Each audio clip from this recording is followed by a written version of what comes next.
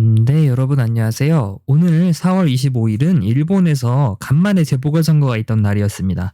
그래서 일본 같은 경우는 보통 선거가 일요일에 있어요. 오늘도 일요일이잖아요. 그래서 일요일에 선거가 있고 재보궐선거기 때문에 투표가 아침 6시에 시작해서 밤 8시에 끝났습니다.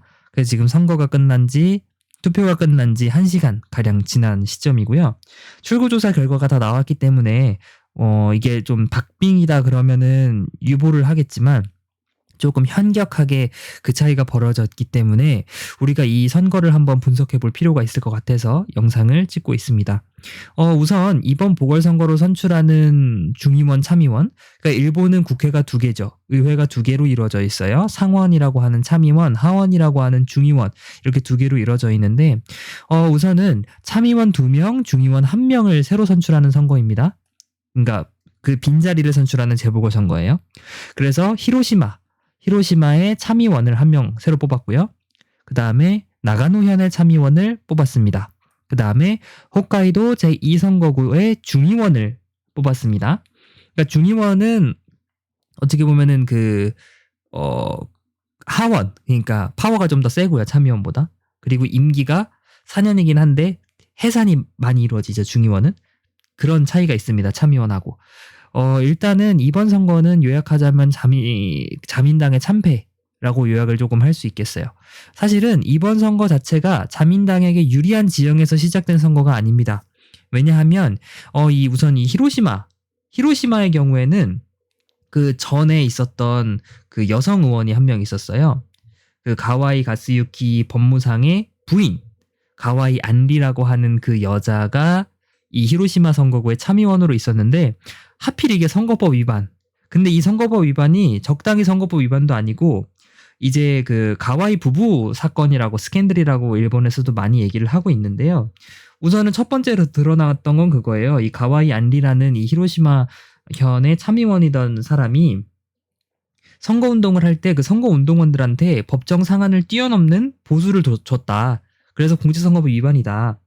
처음에는 그런 얘기로 시작을 했다가 이게 까고 검찰에서 조사를 하다 보니까 막 진짜 파도 괴담만 나오는 거예요.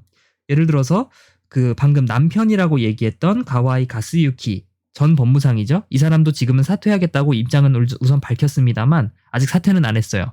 근데 아무튼 가와이 안리의 남편인 가와이 가스유키 전 법무대신이자 이 사람도 히로시마 현의 중의원입니다. 그러니까 부부가 히로시마에서 정치를 하고 있는 거죠. 그래서 아무튼 이 사람이 남편이 아내를 참의원에 당선시키기 위해서 불법 선거운동을 막 했어요. 그쵸? 돈을 막 뿌린 거예요. 지방의원이나 이런 사람들한테 2천만 원 이상의 현금을 뿌린 거예요. 우리나라 돈으로 2억 원이 넘어가는 돈이죠? 2천만 원이면? 그러니까 금권 선거를 했다는 거예요. 이게 쉬운 일은 아니죠. 하다못해 허위사실 공포 그런 격이면 모르겠는데 하여튼 이 자민당의 귀책 사유로 벌어지는 선거란 말이에요. 히로시마가 우선 그랬고요. 이 나가노현 참의원 선거 같은 경우는 이 전에 있던 사람이 이 사람입니다. 입헌민주당 하타 유이치로 의원인데 이 사람이 코로나19에 감염돼서 죽었습니다. 갑자기 죽었어요. 그렇죠. 우리나라에서도 기사를 많이 나왔는데요. 그래서 어떻게 보면 추모 선거의 성격을 띠고 있다. 그렇죠? 그래서 이 나가노현에서 이번에 당선된 그 민주당 의원 같은 경우도 이 하타지로 씨가 동생입니다. 이 사람의 동생이에요. 하타 유이치로 의원의 동생입니다. 그래서 사실상 민주당이 어떻게 보면은 이길 수밖에 없는 그쵸? 그런 선거였고요. 그러니까 토론회 같은 거에서 평가는 사실은 이 하타지로 씨가 좀 안 좋았어요. 토론회에서 좀 많이 밀렸다라는 그런 평가도 많았지만 추모 선거잖아요. 이게 코로나19로 돌아가신 분에 대한 선거기 때문에 그리고 또 이전에 있었던 이 하타 유이치로 의원이 정치를 못했던 것도 아니에요. 나름 그 지역에서 명망이 있던 분이고 이 사람의 아버지도 이 선거구였고 그래서 어떻게 보면은 이 사람이 이길 수밖에 없던 민주당이 이길 수밖에 없던 그런 선거구였습니다. 그리고 이 홋카이도 제2선거구 중의원 같은 경우도 자민당의 귀책 사유가 있습니다. 그래서 이 전에 있던 사람이 누구냐면요. 요시카와 다카모리라는 그 일본 자민당 소속의 과거 농림수산대신도 했었어요. 그러니까 우리나라로 치면 농림축산식품부 장관까지 했던 사람인데요. 이 사람이 뇌물을 받아 드신 거라. 그래가지고 사퇴를 했거든요. 그래서 여기 보시면 자민당의 후보가 없습니다. 자민당에선 이 선거구에 후보를 내지 않았어요. 그래서 무난하게 민주당이 가져갈 수 있는 그런 선거구였습니다. 그래서 홋카이도 제2선거구와 그 다음에 참의원, 나가노 선거구 같은 경우는 민주당이 쉽게 가져갈 수 있는 선거구였어요. 근데 히로시마 선거구 같은 경우는 말이 조금 달랐습니다. 제가 말씀드린 것처럼 그 가와이 부부의 부정부패 스캔들, 그거로 인해 이뤄지는 선거긴 했지만 자민당의 텃밭이기도 했고요. 이 히로시마라는 동네 자체가. 그리고 결정적으로 일본에서 되게 총리 후보로 항상 꼽히는 사람들이 몇 명 있는데 그 중에 한 명이 기시다 후미오라고 있거든요. 기시다 후미오 씨가 이 히로시마 선거구에 가서 정말 총력전을 했습니다. 그러니까 지원 유세도 엄청 열심히 했다는 말이죠. 그러면 사실상 이게 이 후보자의 선거가 아니라 민주당 대 자민당의 선거가 아니라 자민당 대 기시다 후미오의 선거가 돼버린 거예요. 아니지, 민주당 대 기시다 후미오의 선거가 돼버린 거예요. 그러니까 이게 어떻게 보면은 뭐 자민당에게 귀책 사유가 있는 거기 때문에 자민당 중앙에서도 후보는 내지만 그렇게까지 서포트를 안 해줬거든요. 뭐 음모론적으로 들어가 보자면 지금 소위 말해서 자민당의 어떻게 보면 간사장, 그 니카이 간사장, 그 간사장 입장에서는 기시다 후미오가 여기서는 조금 고꾸라지는 게 그 사람한테는 이득이었겠죠.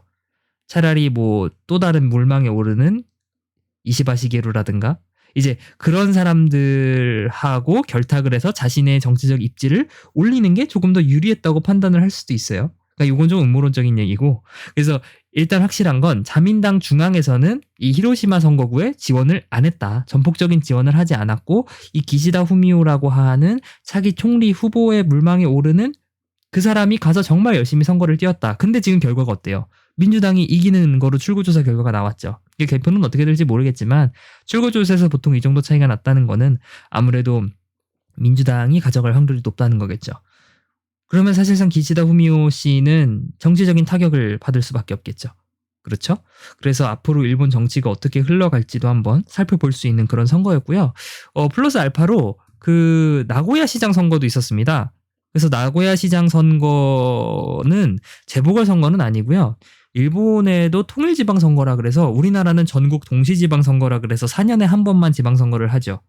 일본 같은 경우도 원래는 같이 출발했어요. 우리나라처럼. 근데 중간중간에 뭐 사퇴를 하거나 하여튼 임기가 달라지는 경우가 있었단 말이죠.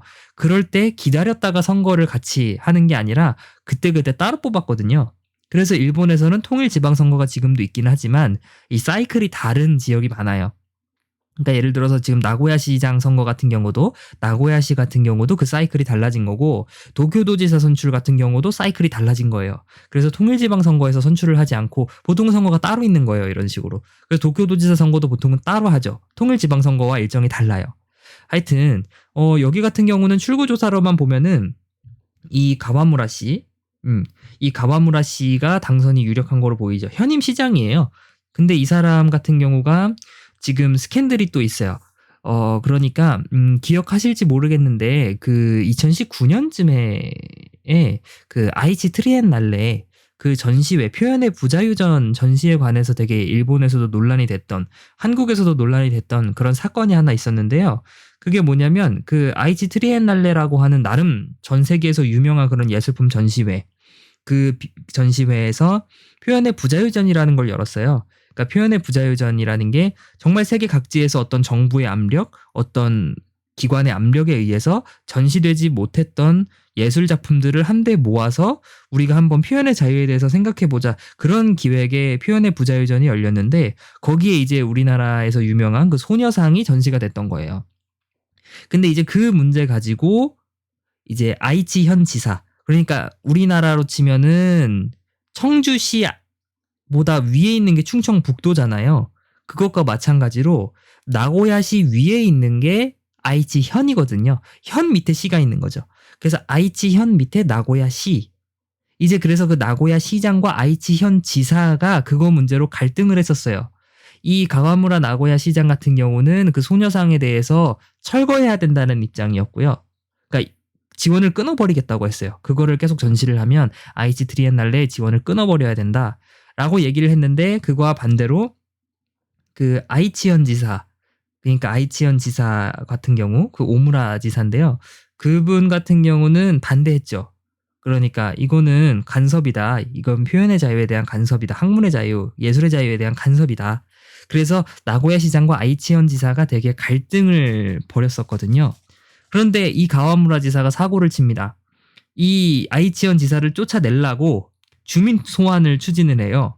근데 주민 소환을 추진하는 과정에서 서명을 조작을 한 거예요. 그러니까 주민 소환을 하려면 일정한 수 이상의 주민들의 서명이 모여서 주민 소환이 보통은 투표가 이루어지는데 이 가와무라 시장이 그 서명을 조작을 한 거예요. 위조를 하고. 그래가지고 이 나고야시에서도 이 가와무라 시장을 이번에 떨어뜨려야 된다는 여론이 상당히 강했던 것도 사실입니다. 그런데 하여튼 간에 지금 출구조사 결과로만 보면 뭐 무난하게 당선이 되는 거로 나오고 있습니다. 그래서 하여튼 간에 재보궐선거 결과는 이렇게 됐고요.